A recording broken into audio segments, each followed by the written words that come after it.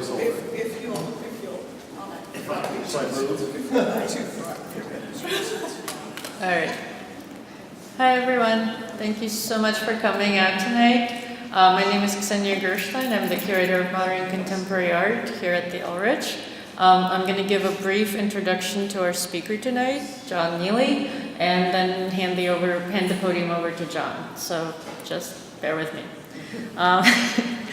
It is my great pleasure to introduce John Neely as tonight's speaker. John is a professor of art and ceramics at Utah State University, where he's taught since 1984, influencing generations of students of ceramics.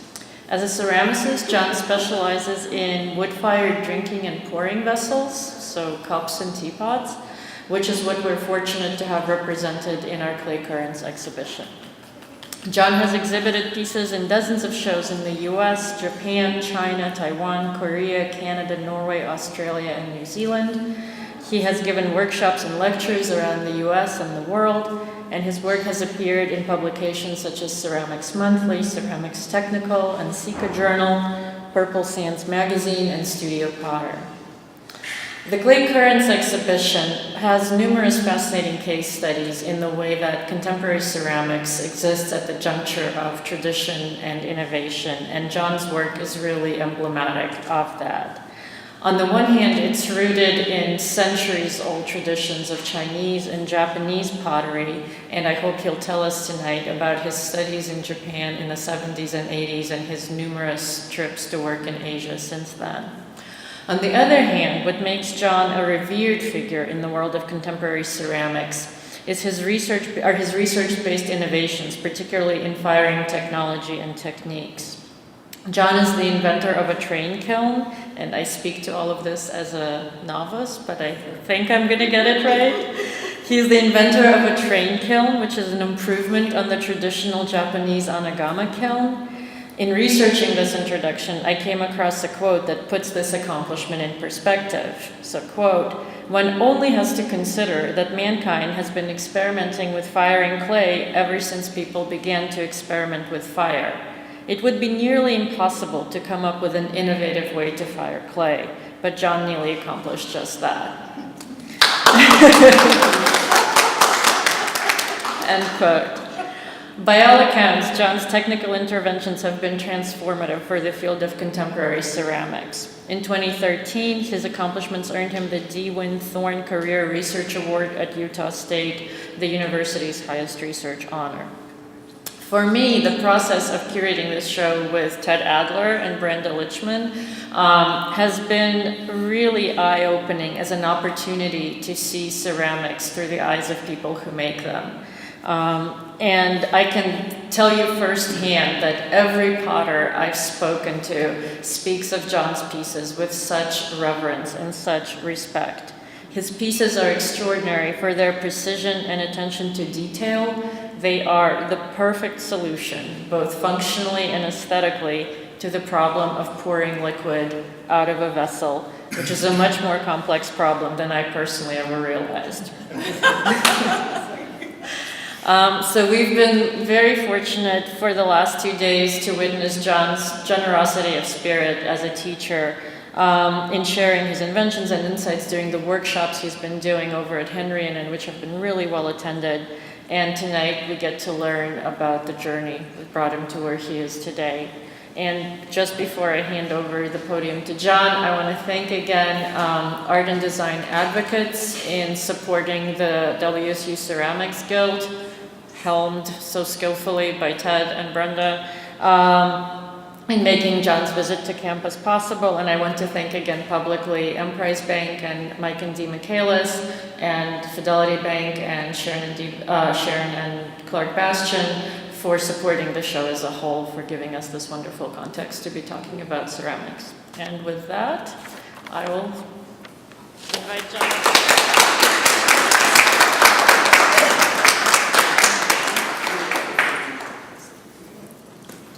Well, thank you very much, Ksenia. That was very kind.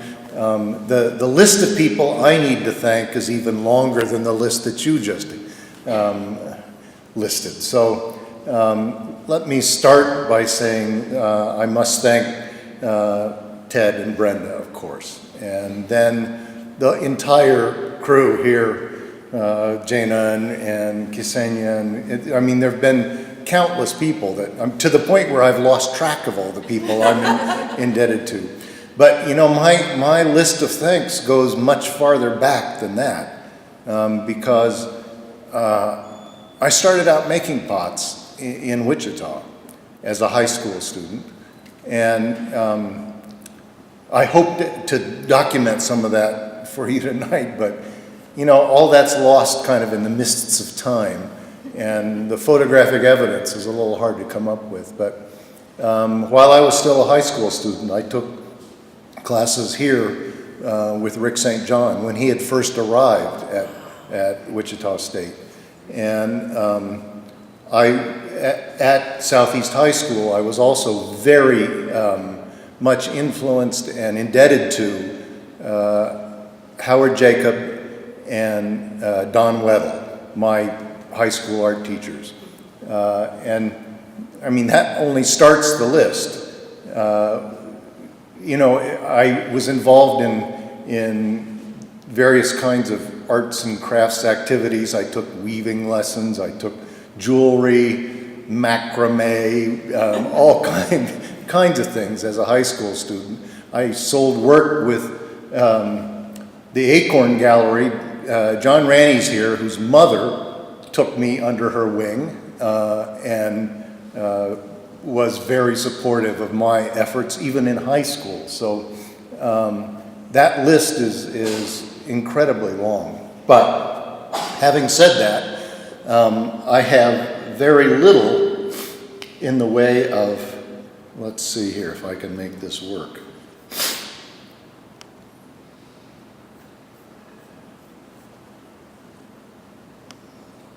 There we go. To start kind of at the end, this is representative of the kinds of things I make. I am very much involved in pots for the kitchen, pots for the tabletop. I'm very interested in the whole breadth of ceramics, and I wear it as a badge of honor that the alums from my program at Utah State University are all over the map, both literally, I mean, they're spread out all over the world, but they also range from potters to sculptors and everything in between. The kinds of things that I'm interested in aren't always directly manifested in what I make. What I make is probably a more limited kind of selection of that. But I am very interested, as Ksenia said, I'm very interested in the technology of ceramics and how I can use that to my own ends and help other people to use it to their ends. This is the oldest photo I could come up with. And this dates from 1973, when I first went to Japan on a junior year abroad program. I went to KU, to Kansas University in Lawrence, for 2 years. And while there, having realized that my efforts in high school to learn German so I could learn about salt glaze, which is what I was doing with Rick St. John here at WSU, was impossible. Germany did not consider ceramics a university subject. That was a trade, and you went through an apprentice program in order to become a potter.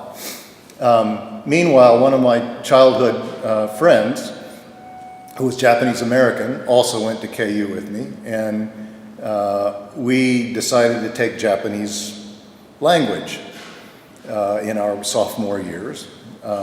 And so while there, I learned of a program that Colorado University had called the Kyoto Seminar in Art and Religion.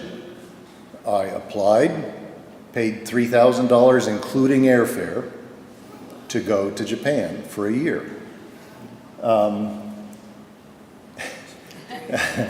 it was a very complicated year in terms of my academic record because I was getting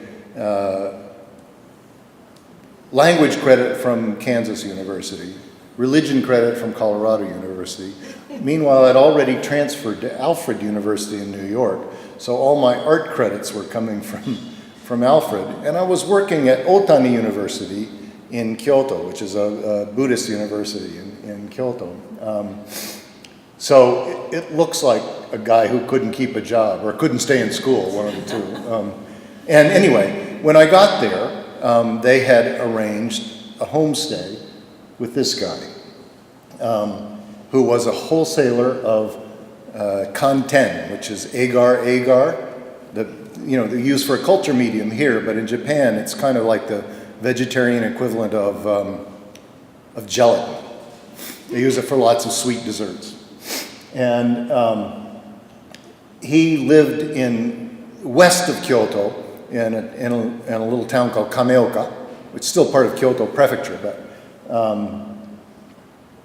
this kanten is, of course, made from seaweed. It's processed by farmers who, when the fields are fallow in the winter, they process this seaweed in big iron cookpots, kind of, and make it into something that looks like sheet gelatin. And in any event, because he's in the historical area of Tamba, Tamba was famous for a certain kind of pottery. And he would go around to these farmers' places and look in their outbuildings to pick up the processed kanten, because he was wholesaling this stuff. And he'd find these old pots. And he'd say, hey, how about trading some of those pots for some nice new plastic buckets? He amassed a collection of Tamba pottery that was just second to none. So big that he bought the house next door to house it, so he had a private museum. That is where I had the homestay. So it was a very good introduction, both to Japan and specifically to Tamba pottery. I also got to travel really widely in Japan. They cleaned me up a little bit, but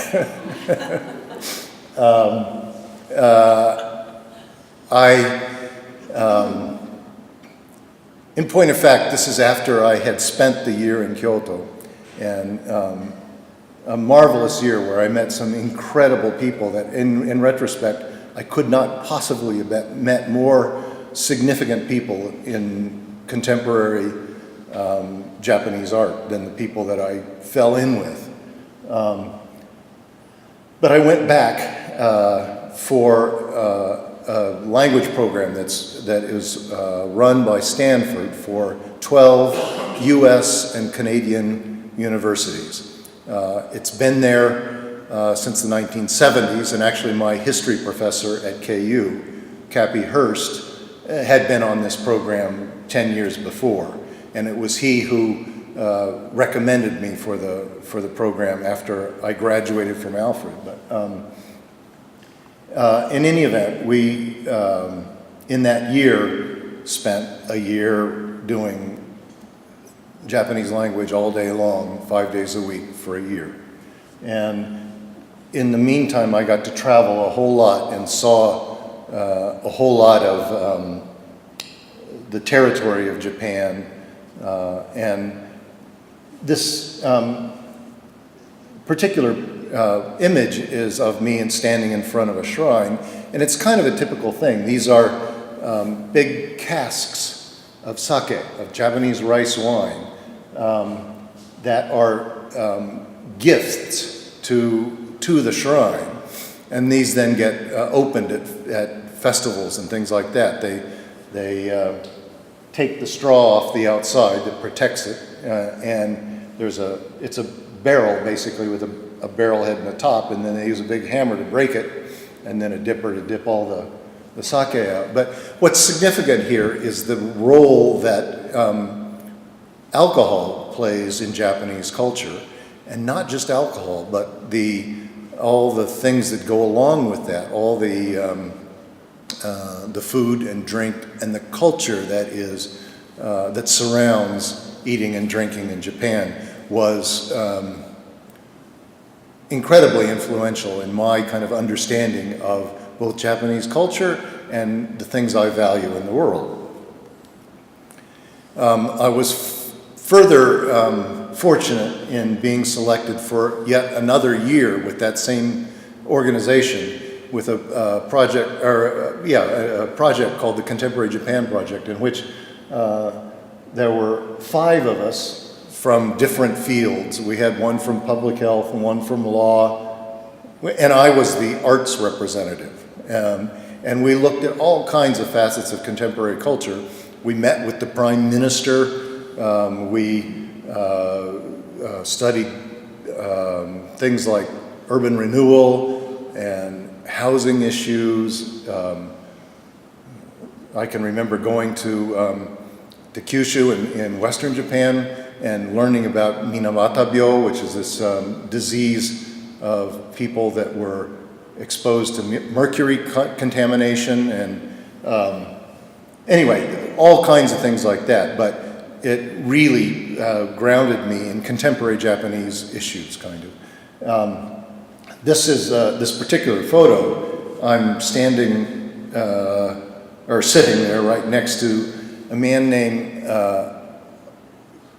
Obutsu Keizo, or in English terms, Keizo Obutsu. He was standing for election for the first time from his the Tochigi prefecture where he was based. His father had been the member of the Diet from that area, and this was his first run for office. We trailed him on his campaign to learn about the Japanese political system. He later went on to become the Prime Minister of Japan also, and I like to think that it was our support that brought him to that. Meanwhile, I was jonesing for my actual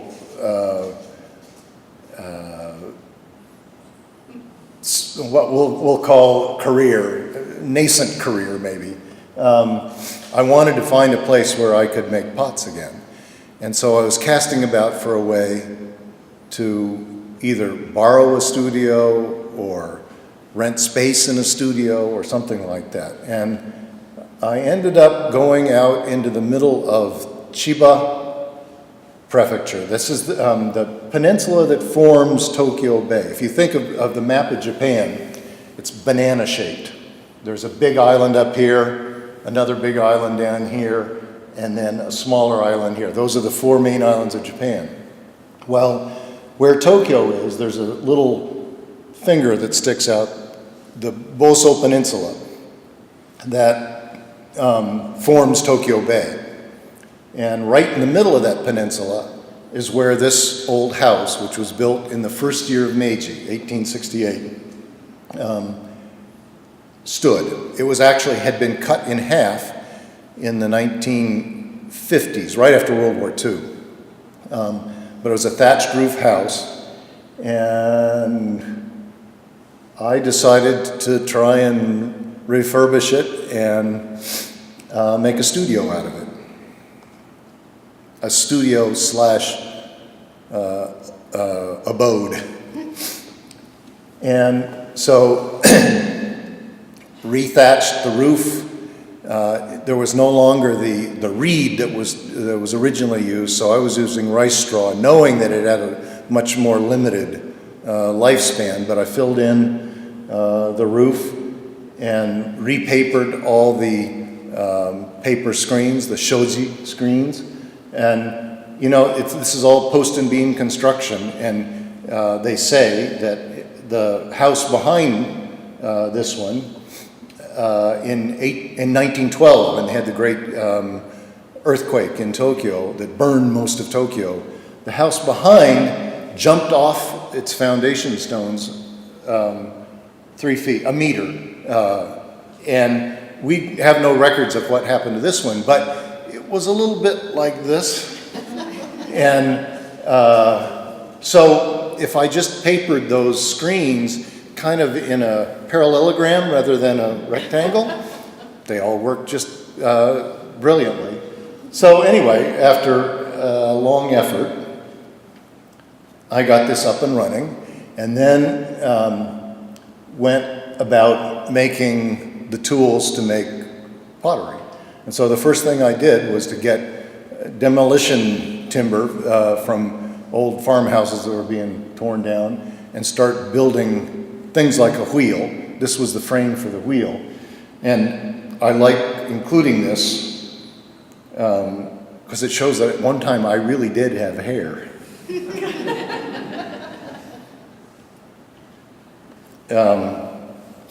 It was also a pretty good course in traditional Japanese construction methods, and I learned an awful lot about Japanese architecture and construction, and made a lot of repairs to the building as well, and using all these traditional hand tools.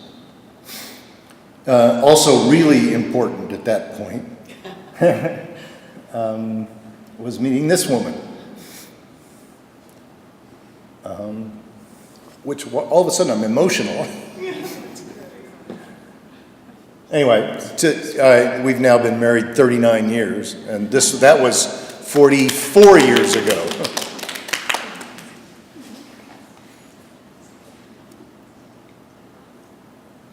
And then I want to jump ahead. I mean, I ended up spending altogether 10 years in Japan out of 13.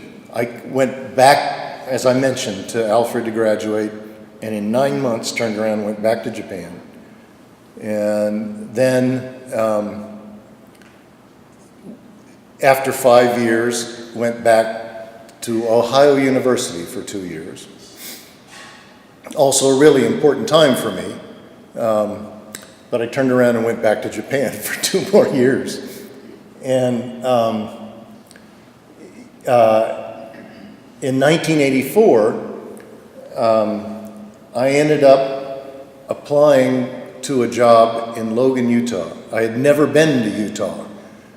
I spoke with the man who was the head of the search committee and kind of hit it off with him. He was a man of very few words.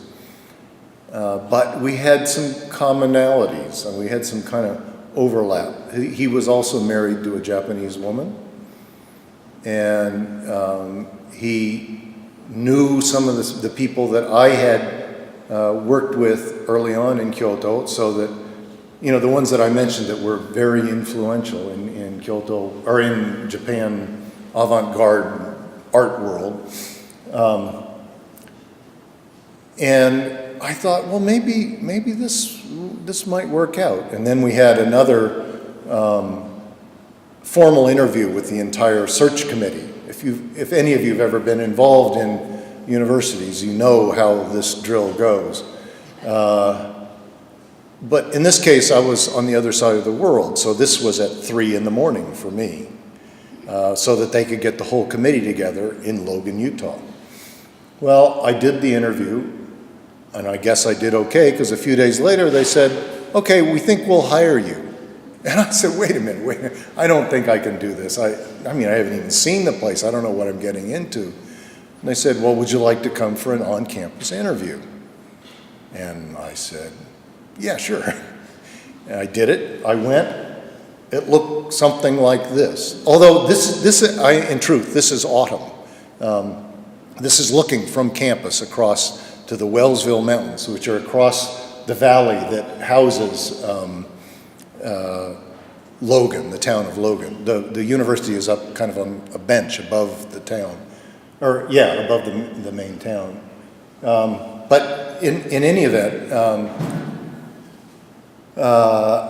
I looked at this and thought, I could go fishing every day here. I could go skiing in the winter, and boy, this is worth taking a chance on. And I ended up going there. I ended up taking the job. we had a truck that I bought when I went to graduate school in Ohio that I had parked in my grandfather's garage, here in Wichita, obviously. So we flew from Kyoto to Wichita and loaded up that truck and drove across Colorado and Wyoming. And by the time we got to western Wyoming, my wife was in tears. That this was such a bleak place. How in the world could you have brought me to this place? And then we got to the mountain pass that leads down into Logan. And all of a sudden, it was like the clouds opened up and everything was copacetic. And she was agreeable. In truth, it often looks like this. This is pretty much, it's the same mountains on the far side, the Wellsville Mountains. You can see more of the town. And the Logan Temple are those two twin peaks, or twin towers that are standing up there. That is right next to our house, so we use that as our landmark.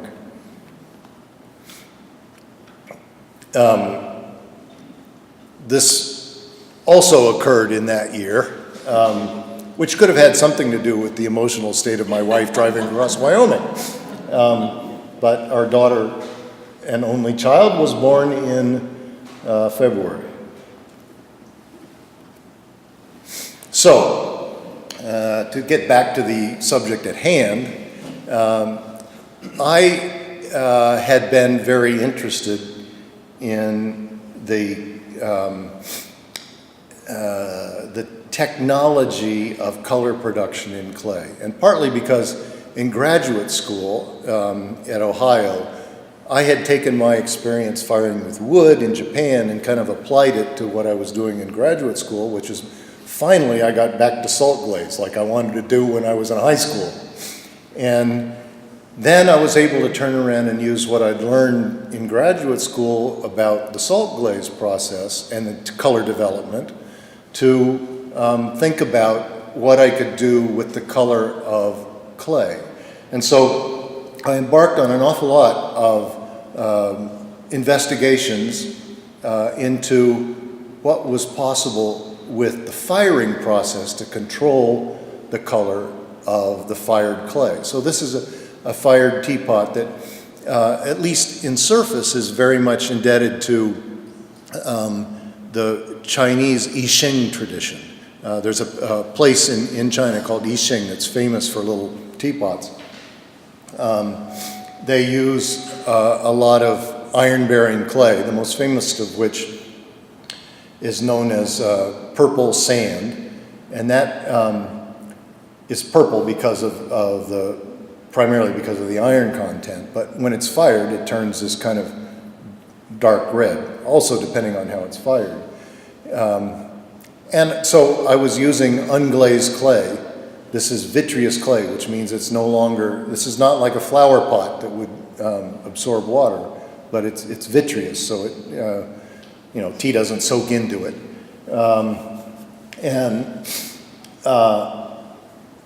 If that was fired in a quote-unquote normal firing, that is where there's excess oxygen in the kiln, I'm sure you all know that complete combustion means that you have enough oxygen to completely consume the fuel, and then you're left with the byproducts of carbon dioxide and oxygen, and a little bit of ash and volatile alkalis, but we'll put that aside. Mostly it's water and carbon dioxide. And if you're firing in a situation where you have excess oxygen, then iron in the clay, depending on the temperature it's fired to, stays red like that. Red iron oxide, as I used to tell my students, the color of my old truck. Rust, right? However, if you take that same clay and put it in a kiln where there's insufficient oxygen, then all of a sudden you have, instead of carbon dioxide, you have carbon monoxide. And carbon monoxide in an effort to oxidize, to add another oxygen atom to the molecule, will steal oxygen right out of the clay, right out of the iron in the clay, which was Fe2O3 and is now FeO, black iron oxide, and it turns black. Now, if I just were to fire that pot up to top temperature, which in this case is about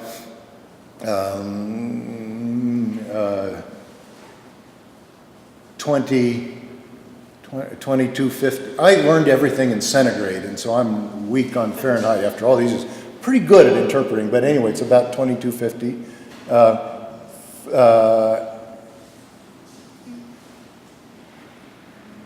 It would be black. If I pulled it out of the kiln right then, it would be black. But if I left it to cool with air rushing into the kiln as it cools, that is just atmospheric air, that surface of those pots would turn brown because the oxygen's available, and that black iron oxide would turn to red iron oxide. Because there are other kinds of things in the clay, notably alumina and silica, it actually turns brown. And so the cooled color, it would normally be brown.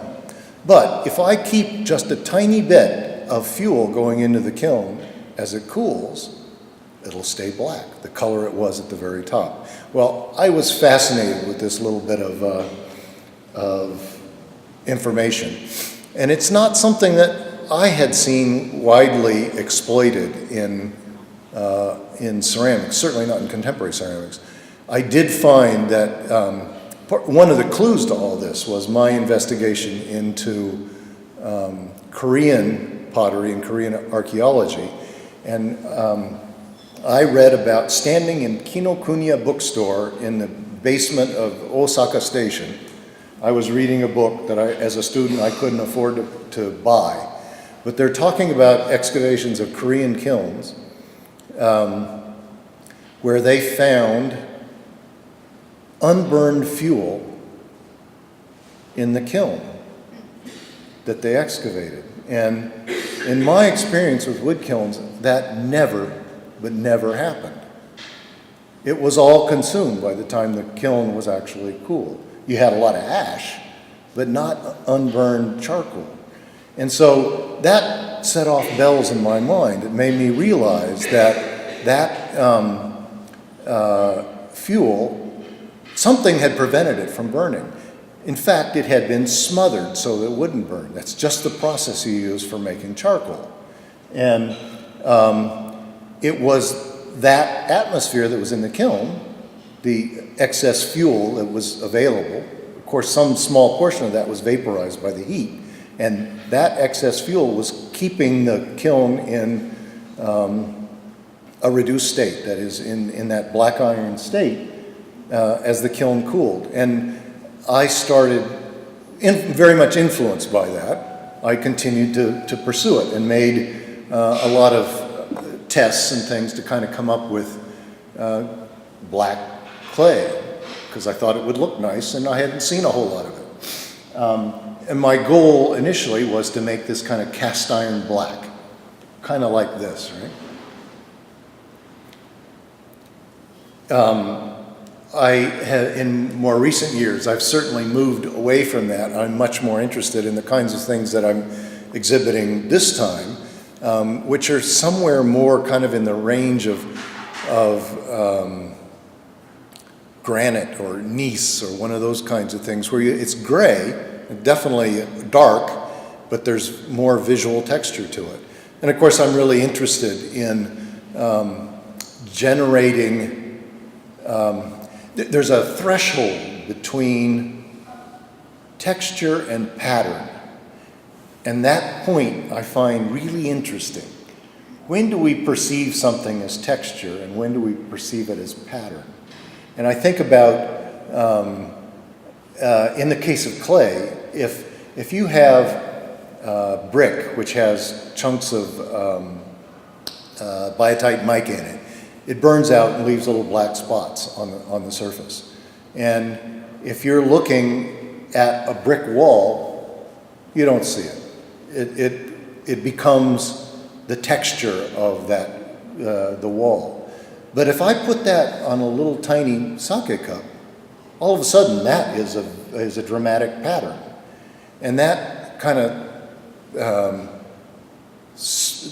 that zone between texture and pattern I find endlessly interesting. And it has everything to do with scale. And one of the reasons I find working at the scale that I work at interesting is because I can exploit that in a way that somebody making a sculpture this big can't. That thing that I made, where you see, that granite sort of texture on a great big pot or sculpture, looks gray, brown. That phenomenon I find really interesting. And so I've also exploited it by artificially applying these textures, patterns, I'm not sure which they are, right? And using that clay as a vehicle for that. It also happens to work really well with glazes, and glazes that, this is a real simple primitive glaze that's made with just wood ash and feldspar. And if I were to fire that in a quote-unquote normal kiln at the same temperature, it would be mustard yellow. But because it's fired in this process that I call reduction cooling, because I've cooled it with a reducing atmosphere, that is to say an excess fuel atmosphere, it stays Coke bottle green. In some worlds that would be called celadon, right? That's really interesting to me. And this also harkens back to my interest in ancient Korean pots, because they did a whole lot of funerary work. If you look at the work of the Silla and the surrounding areas, it wasn't a unified country yet, but before the unification of Korea, you see a lot of this black pottery. And a lot of it has these cutouts in it, this reticulation. They still speculate about why the Koreans did it, but I do it because I think it's just visually interesting. I mean, we have baskets that have holes in them, so why can't I make baskets, right? I'm also really interested in, as I said before, pots that pour. I developed quite a passion for cold sake in Japan. The norm when I was living there was heating it in little bottles that for warm sake, kind of blood temperature. But the farmers all drank it out of, they took the bottle and poured it into a teacup or a glass. And in point of fact, I think there are lots of times when sake is a lot better cold. And I think that cheap sake, if you heat it, it drives off the weird smells. But good sake, it's a real shame to do that. It'd be like heating your beer. I mean, it's just... Anyway, so I got really involved in making pots for pouring cold sake, of which this is probably a good example. But one of the reasons I included this was not because of that functional aspect, because I wanted you to see that little red cup that's sitting in the front. That's another phenomenon that occurs sometimes in doing this reduction cooling process, where there is very superficial, the way I understood it anyway, there's very superficial reoxidation, and it is, instead of turning that kind of muddy brown, it's very bright red. And sometimes it's firmly affixed and sometimes it rubs right off, but I've been involved in trying to kind of elucidate the mechanism for this for something like 30 years now. And I now have help in this investigation.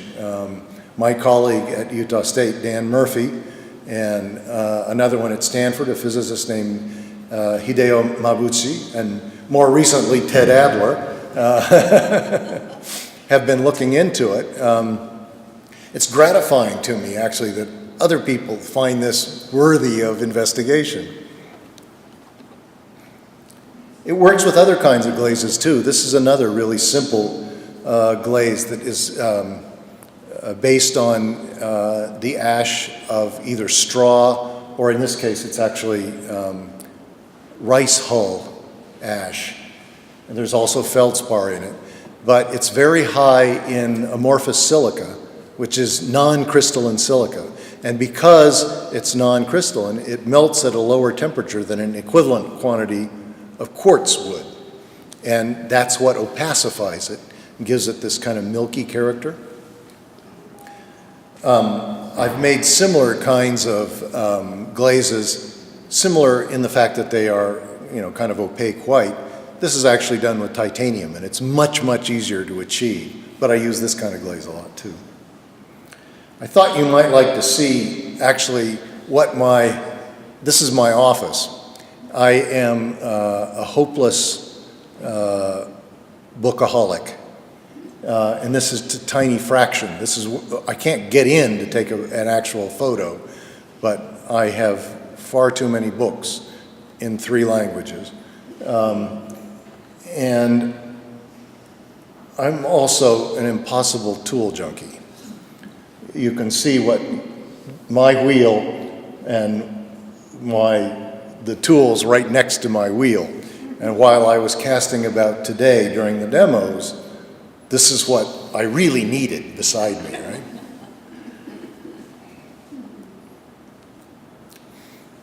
Then, as Ksenia mentioned, I've been interested in firing technology for a long time too. And early on, made some kilns like this, which is known as, in Japanese, it's itekoi, go and come. We've always called it the push me, pull you. The fire is down there at the bottom. It goes up through a channel at the far end of the kiln, through the pots, and out through the chimney.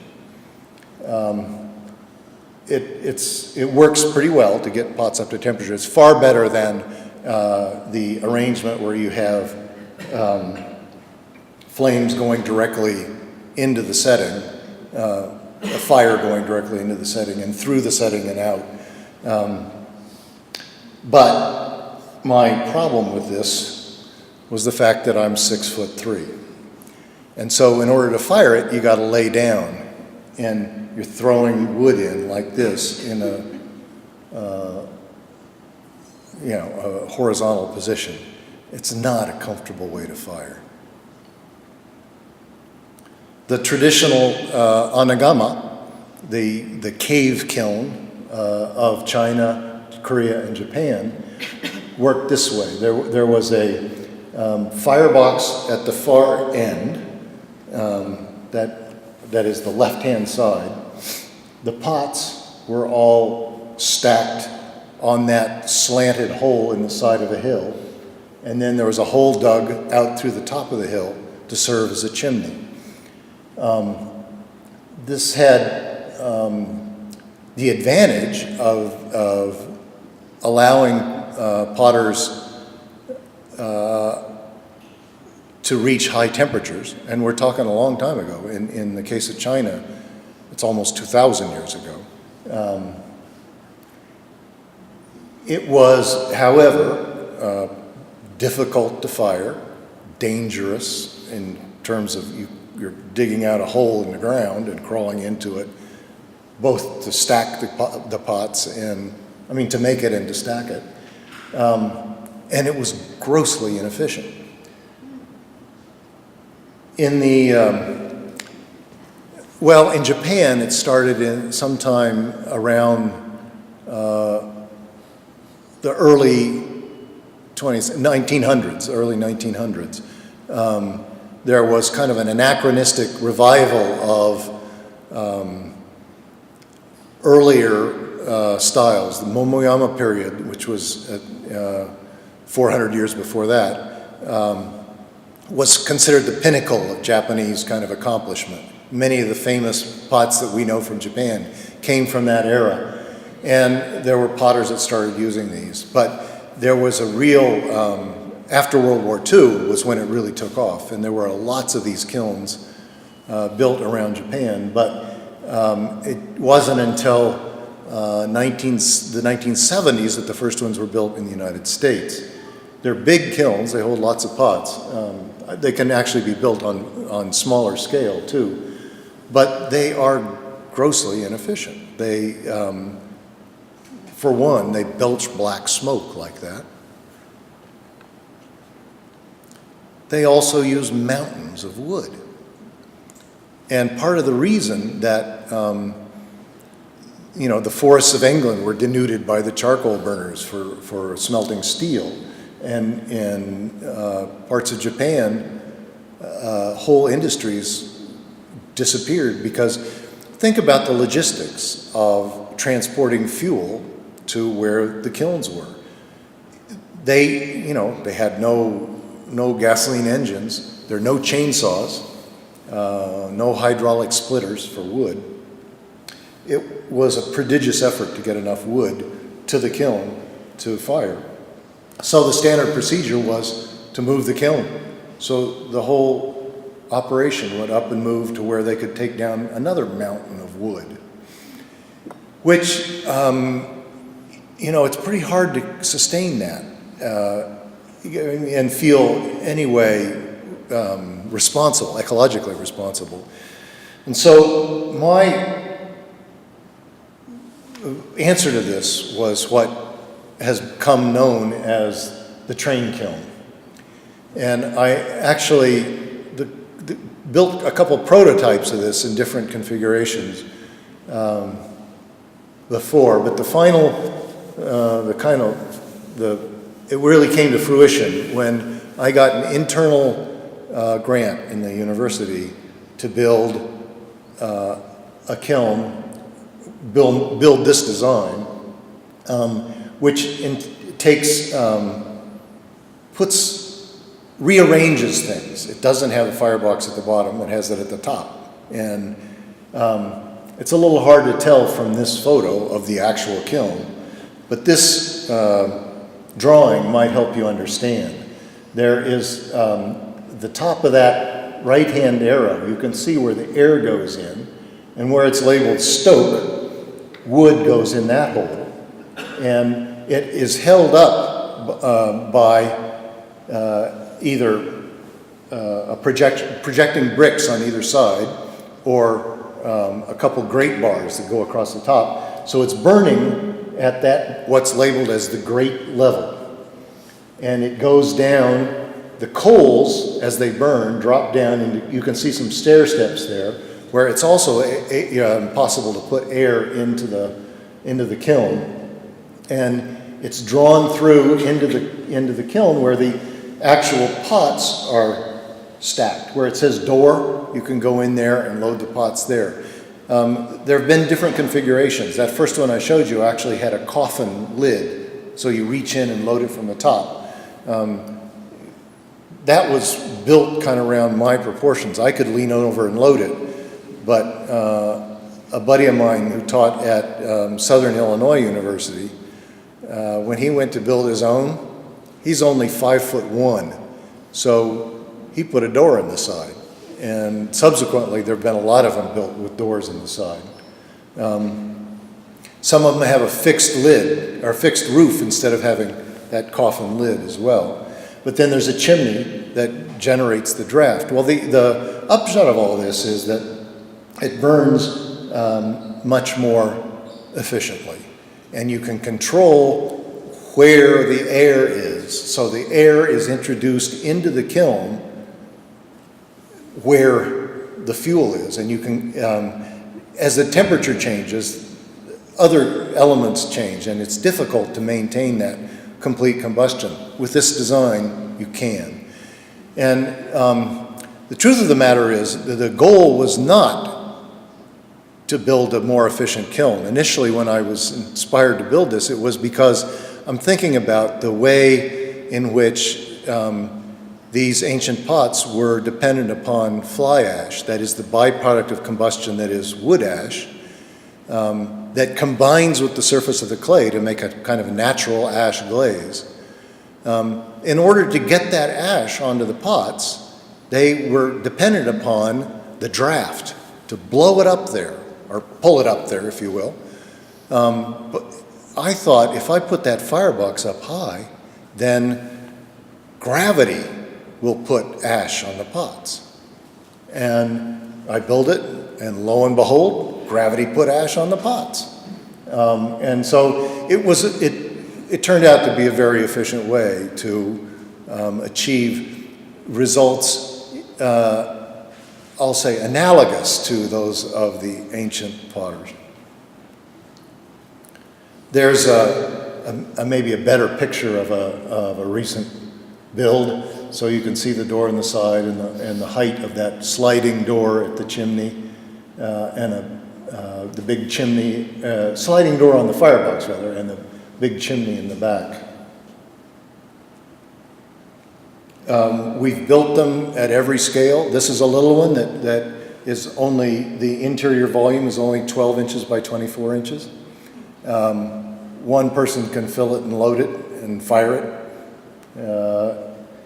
And we also have this behemoth, which is, I mean, we could almost have a classroom in it. It swallows a whole lot of pots.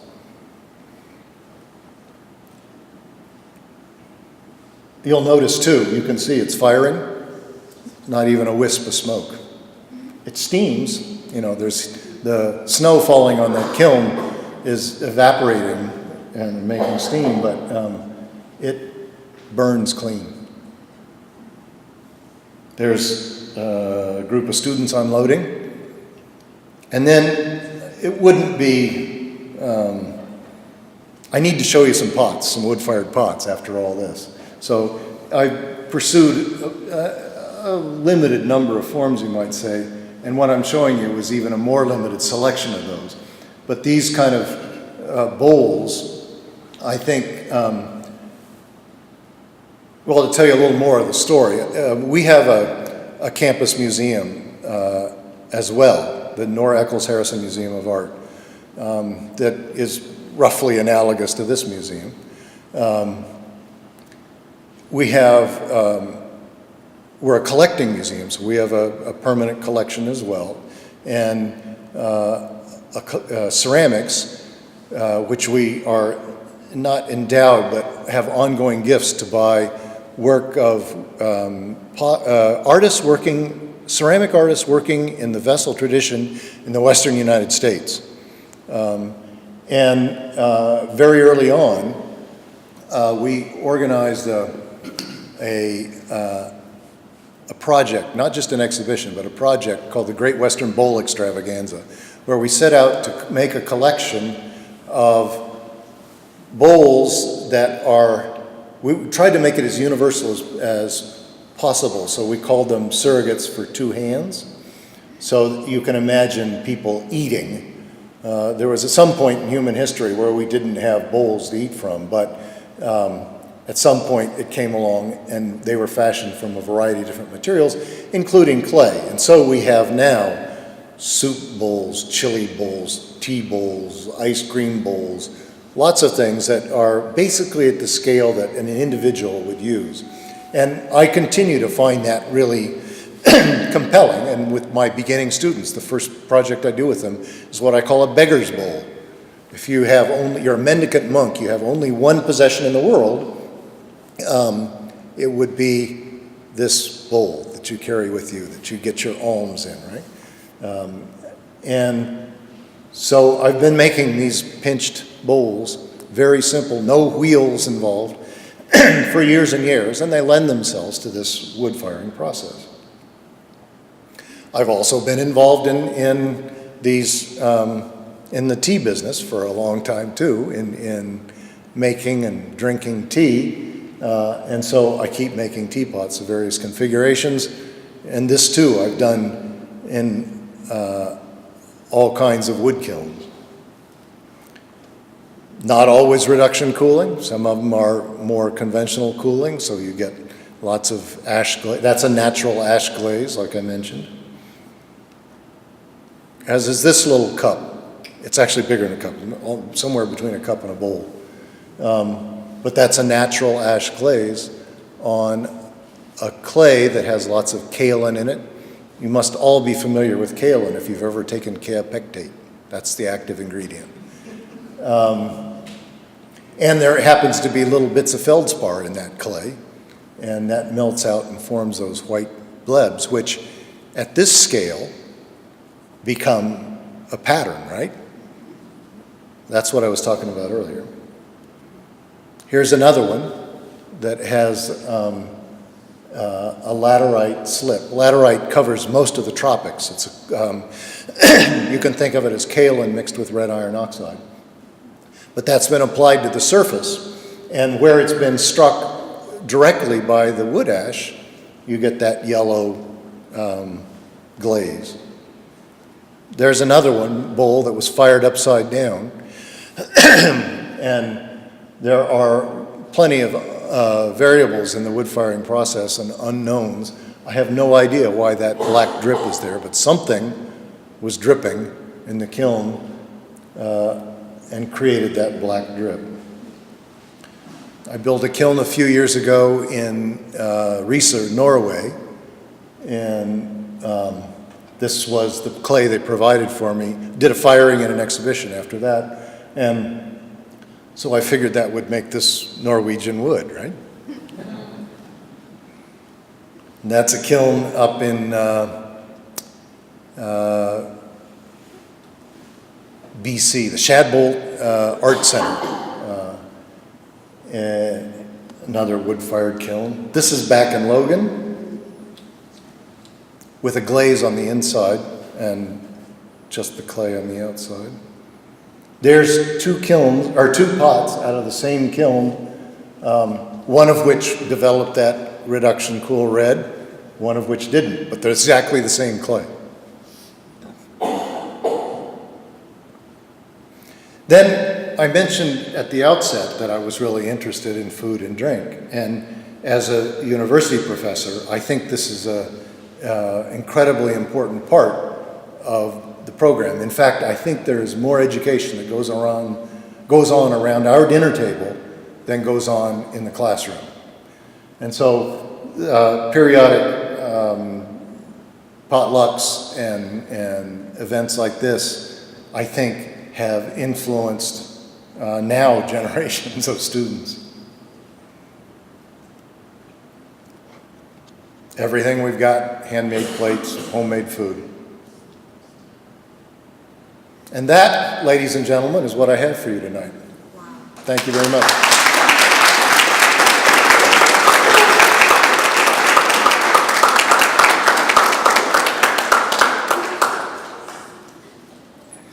Any questions? Yeah. Have you done any rocket firing? Yeah. I'm not a great fan of raku firing because it's very hard to control it to begin with. It's also kind of like smoked bisqueware, which has a funny kind of punky feel to it. I think it has, all of its appeal is in the colors and the surface, right? It's not, when you touch it, it's not gratifying the way that vitrified pottery is. It also, that control thing, especially in the university setting, is a real problem because it generates a lot of smoke. We take pride in the fact that we burn these wood kilns in the middle of an urban campus. Nobody knows. We're burning clean. If we did raku, we couldn't hide it. So we don't do very much of it. Now, I'll say, though, that there are some people who do transcendent work with raku. Wayne Higby in New York, who was a brand new teacher at Alfred when I first went there, has done amazing stuff with raku. There are others too. Anyway, we don't do much at Logan, but I've certainly done it.